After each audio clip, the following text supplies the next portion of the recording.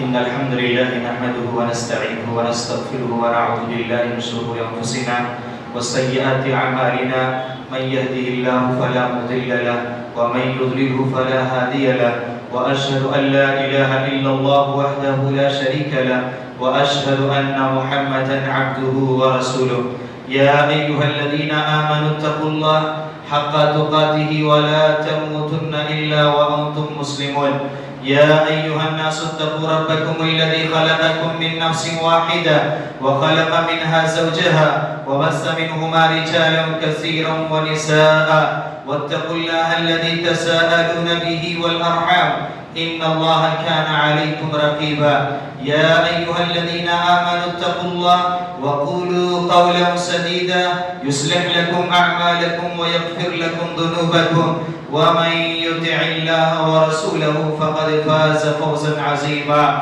أما بعد فإن أصدق الحديث كتاب الله وأحسن الهدي هدي محمد صلى الله عليه وسلم وشر الأمور محدثاتها وكل محدثة بدعة وكل بدعة ضلالة وكل ضلالة في النار أعوذ بالله السميع العليم من الشيطان الرجيم بسم الله الرحمن الرحيم قاف والقرآن المجيد بل عجبوا أن جاءهم منذر منهم فقال الكافرون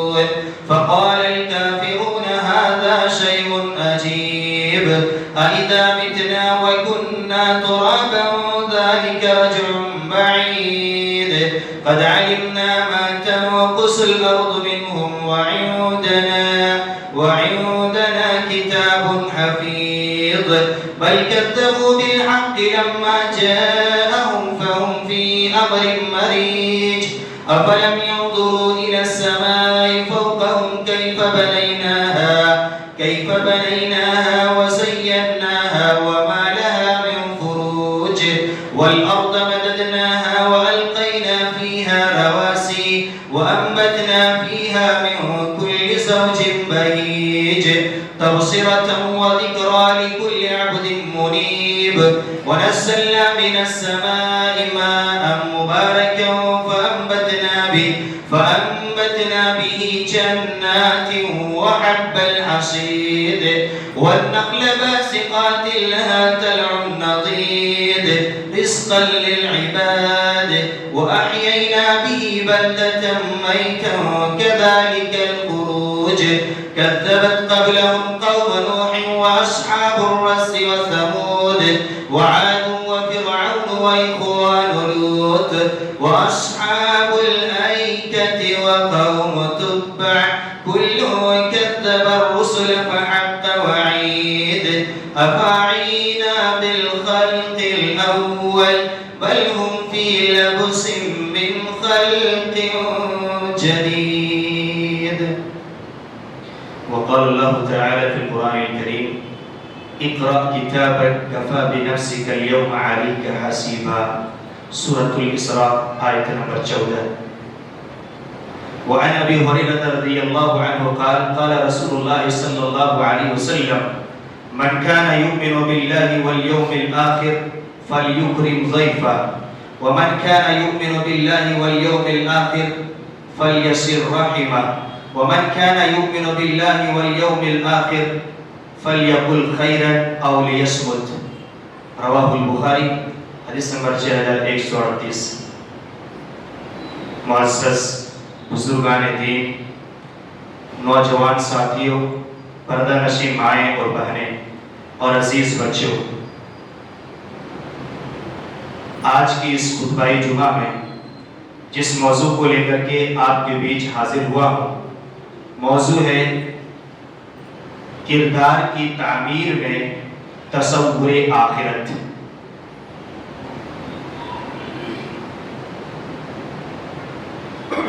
ایمان کے 6 بنیادی ارکان ہیں جیسا کہ صحیح بخاری اور صحیح مسلم کی حدیث کے الفاظ ہیں صحیح بخاری حدیث نمبر 50 اور صحیح مسلم حدیث نمبر 9 راوی حدیث حضرت ابو ہریرہ رضی اللہ تعالی عنہ بیان کرتے ہیں کہ اللہ کے رسول صلی اللہ علیہ وسلم ایک روز لوگوں کے درمیان تشریف فرما تھے. فَأَتَاهُ جِبْرِيلُ عَلَيْهِ السَّلَامُ.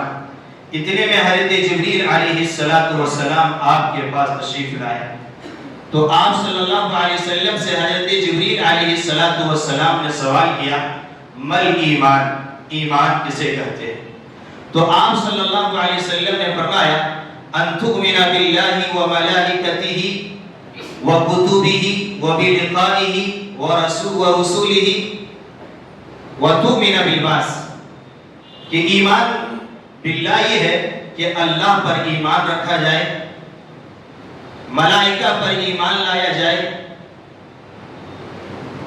کتابوں پر ایمان لایا جائے، دوبارہ زندہ کیے جانے پر ایمان رکھا جائے، رسولوں پر ایمان رکھا جائے، اور اللہ تعالیٰ کی ملاقات کا ایمان اور یقین رکھا جائے. اس کا نام ہے ایمان. یہ جو ایمان کی بنیادی 6 ارکان ہیں، ہماری اور آپ کی زندگی میں ان کے بڑے اثرات مرتب ہوتے ہیں.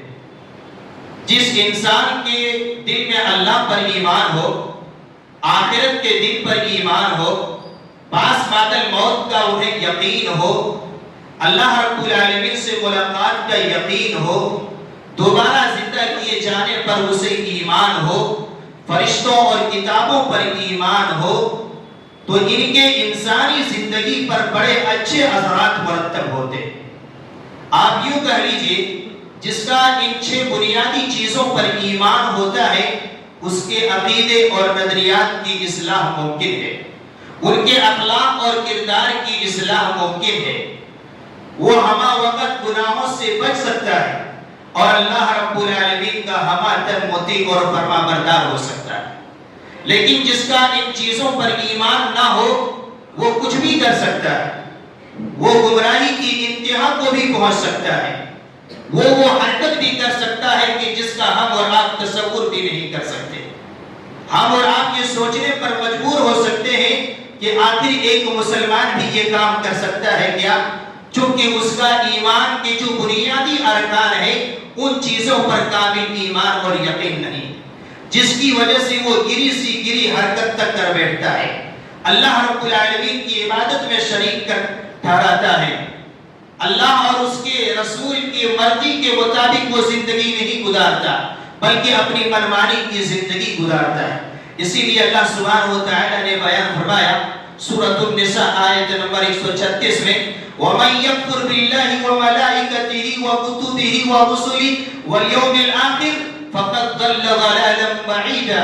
کہ جو اللہ کا انکار کرے، اللہ پر ایمان نہ رکھے، ان کے رسولوں پر ایمان نہ رکھے، ان کی کتابوں پر ایمان نہ رکھے، ملائکہ پر ایمان نہ ہو، بعث بعد الموت پر ایمان نہ ہو، ایمان بالآخرہ اس کے اندر نہ ہو، فَقَدْ ضَلَّ ضَلَالًا بَعِيدًا، تو وہ دور کی گمراہی میں پڑ گیا.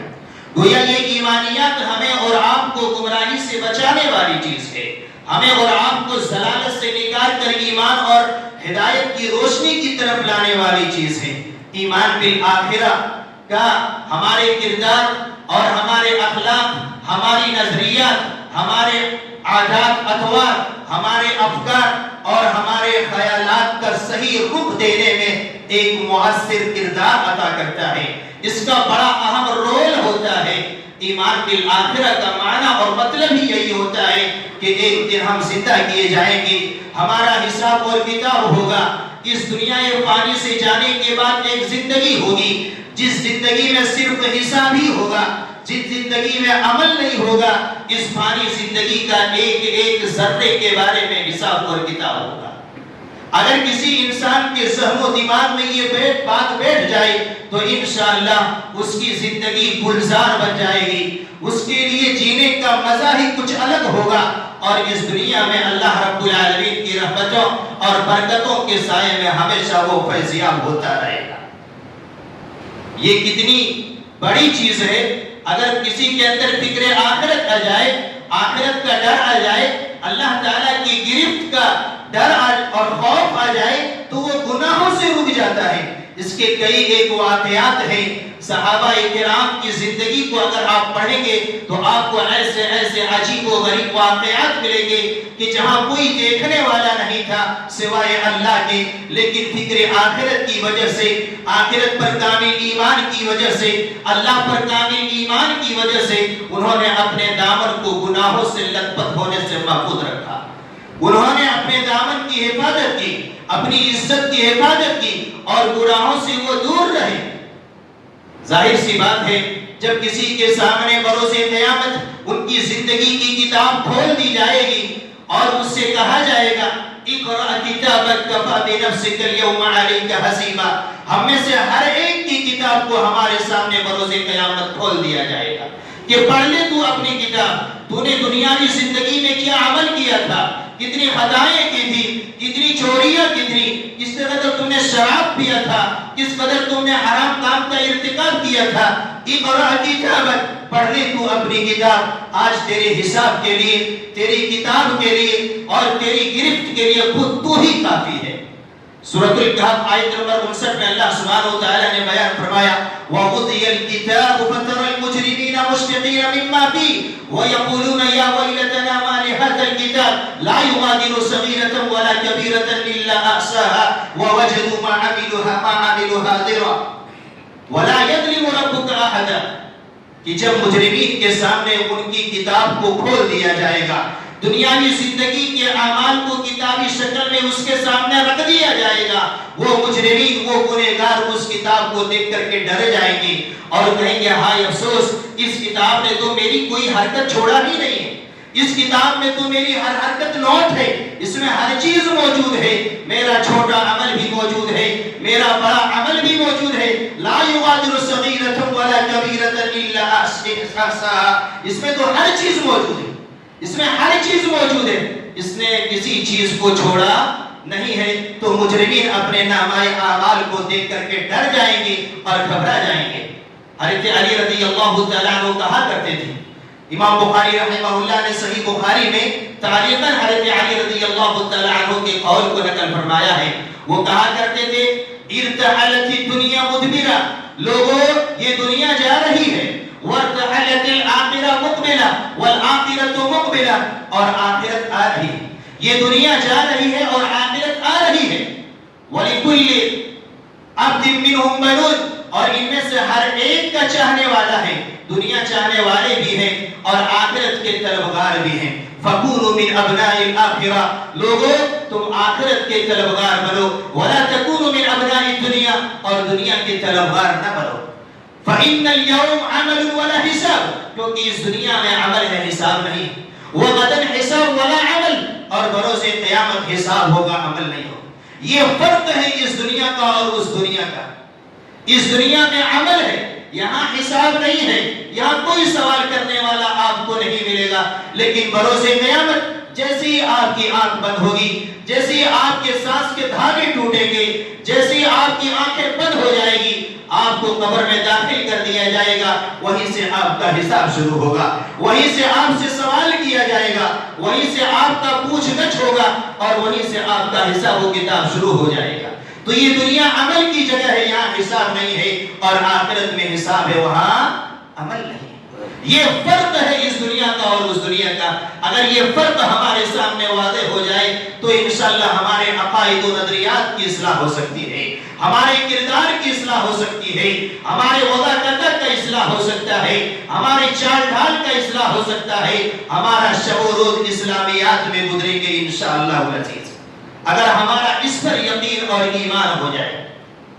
آپ دیکھیں ہماری جو بھی عبادتیں ہیں، روزے، نماز، صوم و صلاۃ، ان تمام چیزوں کو ایمان باللہ سے جوڑ دیا گیا ہے، اور ایمان باللہ، ایمان بالآخرہ، اسی چیز کو اصل لیکن قرار دی گئی۔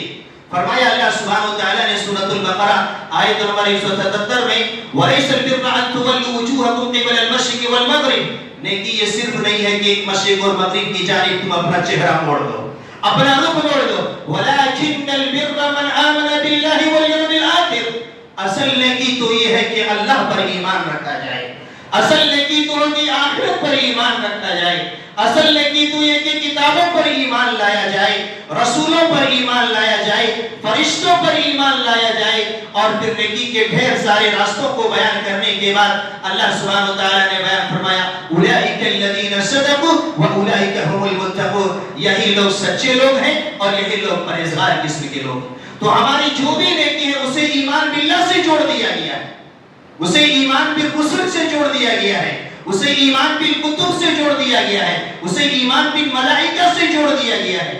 خطبہ مسنونہ کے بعد آپ کے سامنے جو حدیث مبارکہ پڑھی گئی صحیح بخاری کی حدیث نمبر 6138، اللہ کے رسول صلی اللہ علیہ وسلم بیان فرماتے ہیں من کان یؤمن باللہ والیوم الآخر فلیکرم ضیفہ، جو اللہ اور اس کے رسول پر ایمان رکھتا ہو، آخرت کے دن پر ایمان رکھتا ہو، اسے چاہیے کہ وہ مہمانوں کی ضیافت کرے۔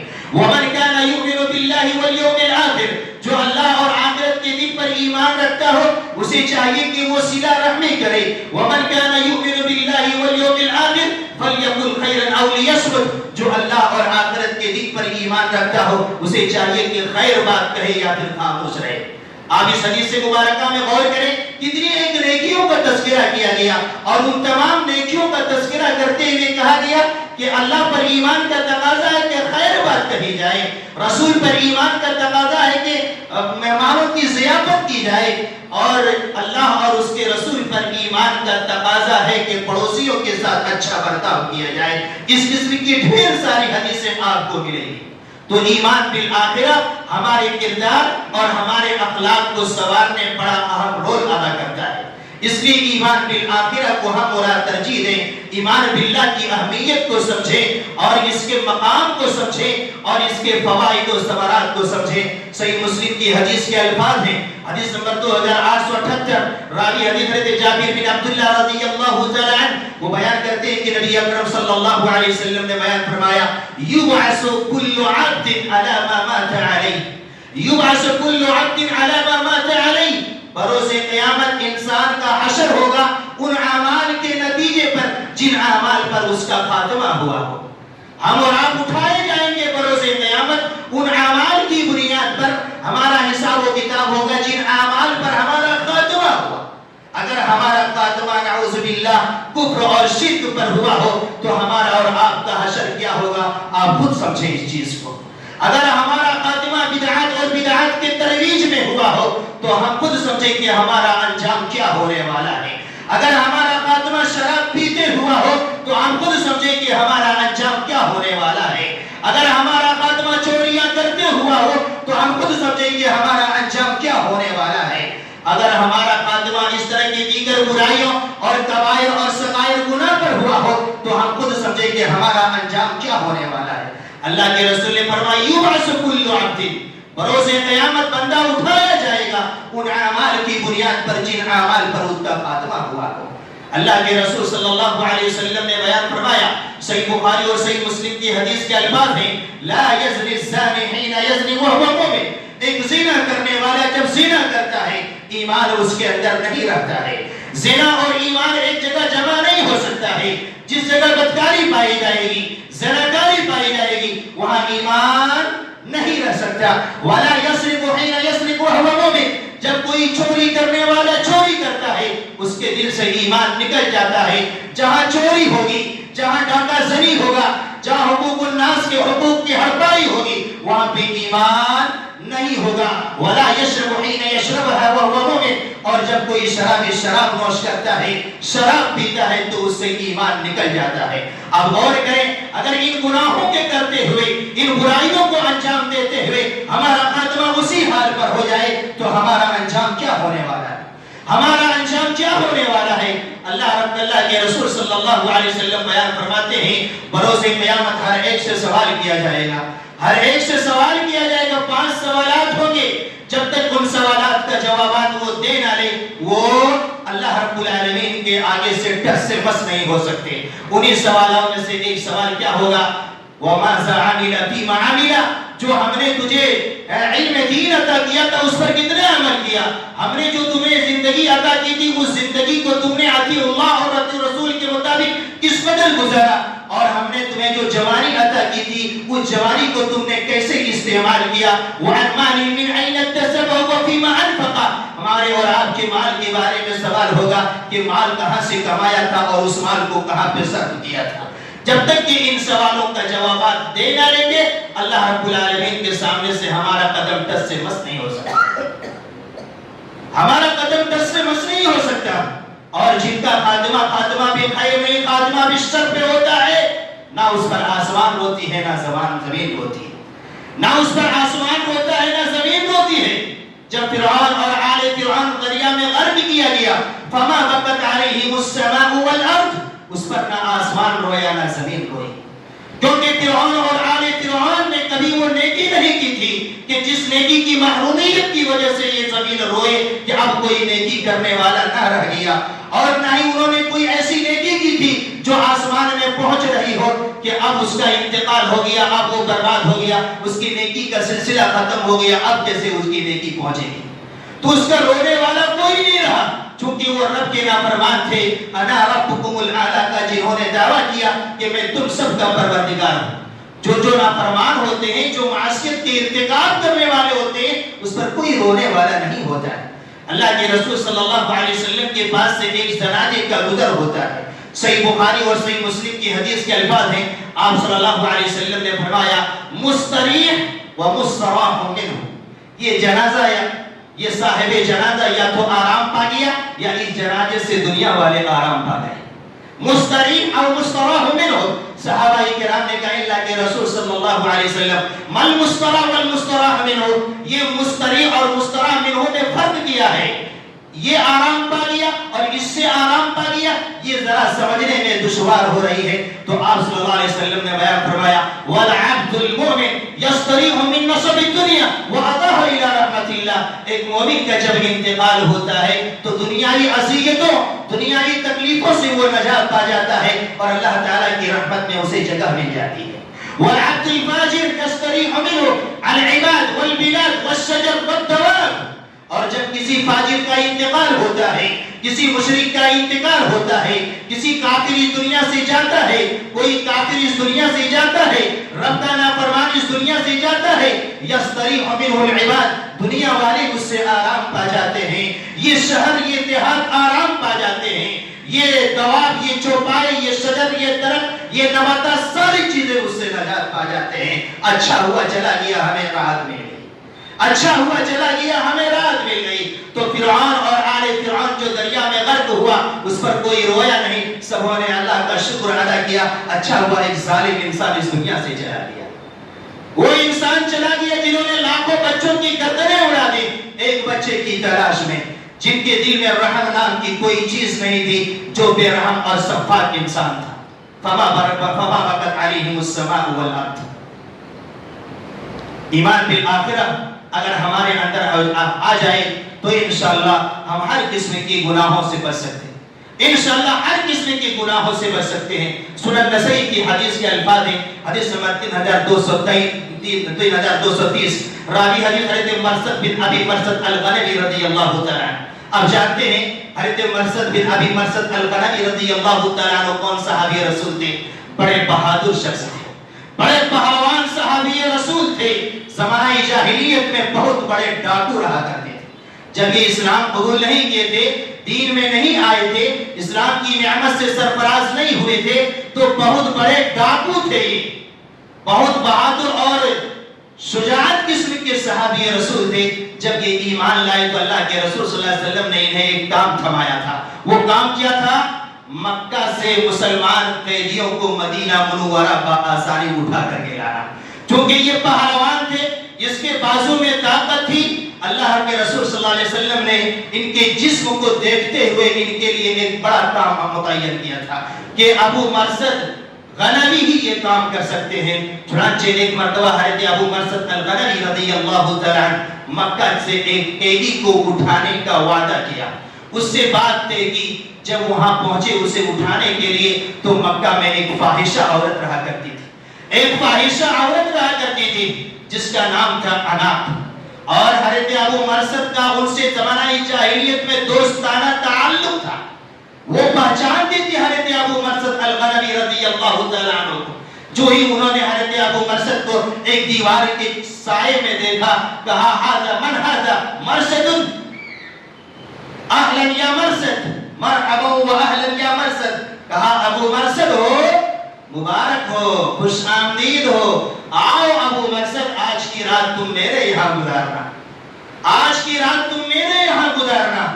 تو حضرت ابو مرثد الغنوی رضی اللہ تعالیٰ عنہ نے کہا سنو یا عناق, ان رسول اللہ صلی اللہ علیہ وسلم حرم الزنا, اللہ کے رسول نے زنا کو حرام قرار دیا ہے, میں تم سے زنا نہیں کر سکتا.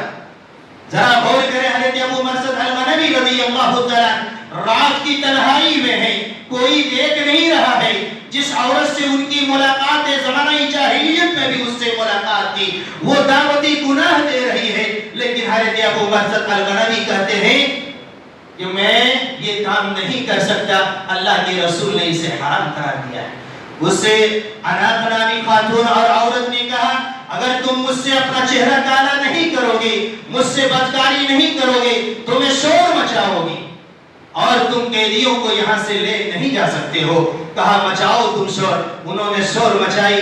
یا اہل الخیام, اے خیمے میں رہنے والوں سنو, یہی وہ فرد ہے جو تمہارے قیدیوں کو مکہ سے مدینہ اٹھا کر لے کر جاتا ہے.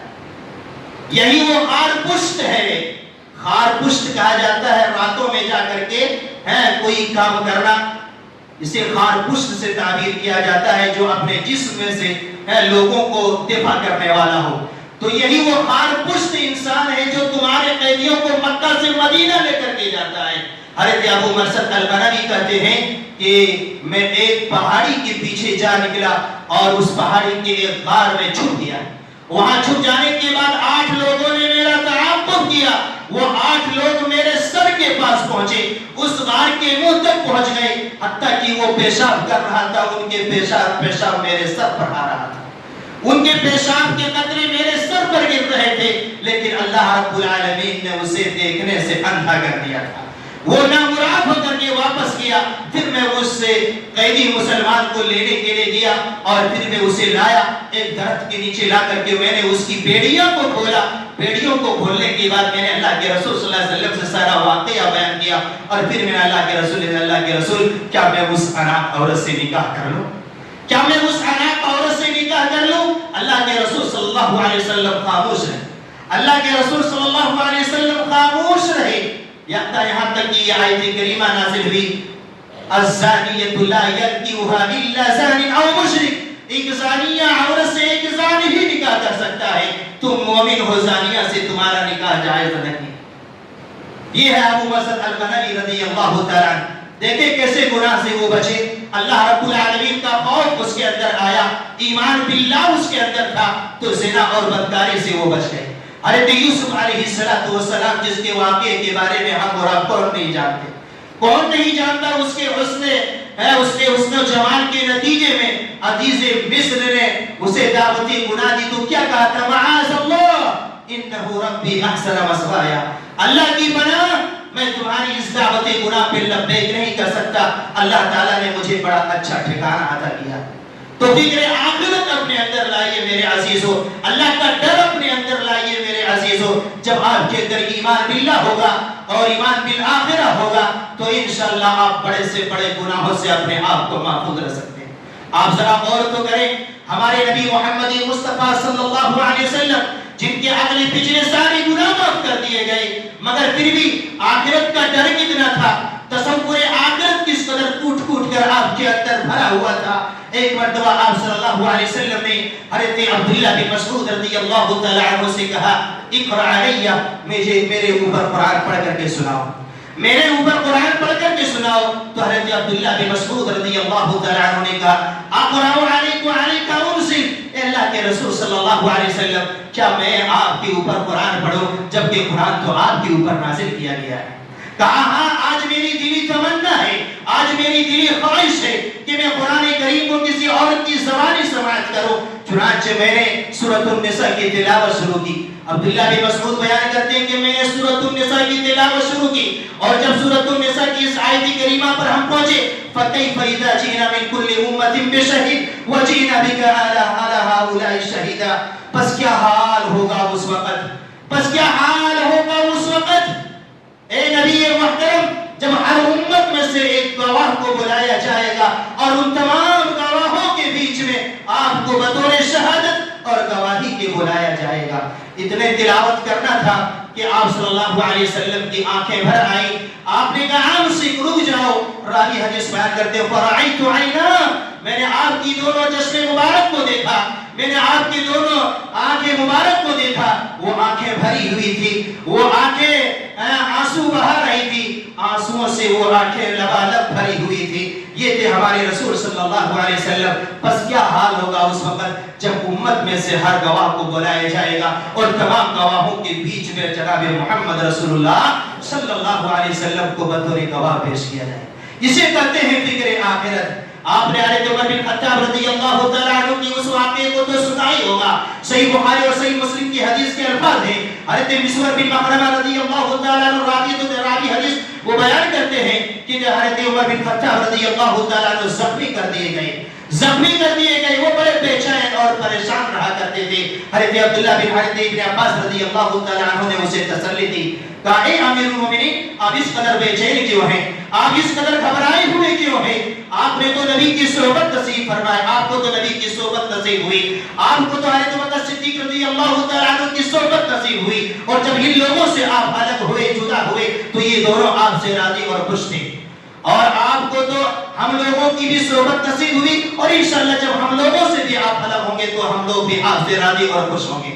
تو حضرت عمر بن خطاب رضی اللہ تعالیٰ عنہ نے اس موقع سے کیا کہا تھا کہ تم نے جو اللہ اور ابوبکر صدیق، اللہ کے رسول اور ابوبکر صدیق رضی اللہ تعالیٰ عنہ کی خوش ہونے کے اظہار جو ہمارے سامنے کیا ہے، اس پر میں اللہ کا شکر ادا کرتا ہوں کہ اس نے ہمارے اوپر بہت بڑا احسان کیا ہے، بہت بڑا احسان اور اکرام کیا ہے. اور جہاں تک میری بے چینی کا تعلق ہے فَهُوَ مِنْ أَجْلِكَ وَمِنْ أَجْلِ أَصْحَابِكَ، وہ تمہاری فکر کی وجہ سے اور تمہارے ساتھیوں کی فکر کی وجہ سے، تمہارے فکر اور تمہارے ساتھیوں کی فکر کی وجہ سے یہ میری بے چینی ہے. پھر کہتے ہیں حضرت عمر بن خطاب رضی اللہ تعالیٰ عنہ وَاللَّهِ لَوْ أَنَّ لِي تَطْلَعَ الْعَبْدِ ذَهَبًا، اللہ کی قسم اگر زمین بھر میرے پاس سونا ہوتا لَفْتَدَيْتُ بِهِ مِنْ عَذَابِ اللَّهِ قَبْلَ أَنْ أَرَاهُ، تو اللہ تعالیٰ کے عذاب کا سامنا کرنے سے پہلے اس زمین بھر کے سونے کو فدیے میں دے کر کے اللہ تعالیٰ کے عذاب سے بچنے کی میں پوری کوشش کرتا ہوں. امیر المومنین کے اندر کیا فکر ہے، کیا ڈر ہے اللہ رب العالمین کا. اللہ کے رسول بھی اس سے راضی ہیں، خلیفہ اول بھی اس سے راضی ہیں، تمام مسلمان بھی اس سے راضی اور خوش ہیں. پھر بھی اللہ تعالیٰ کے ڈر تو دیکھیے، اپنی ذمہ داری کے جواب دہی کا احساس تو دیکھیے. کہتے ہیں اگر میرے پاس زمین بھر سونا ہوتا، زمین بھر سونا ہوتا تو اللہ کے عذاب کو دیکھنے سے پہلے میں اسے فدیے میں دے کر کے اللہ کے عذاب سے بچنے کی کوشش کرتا.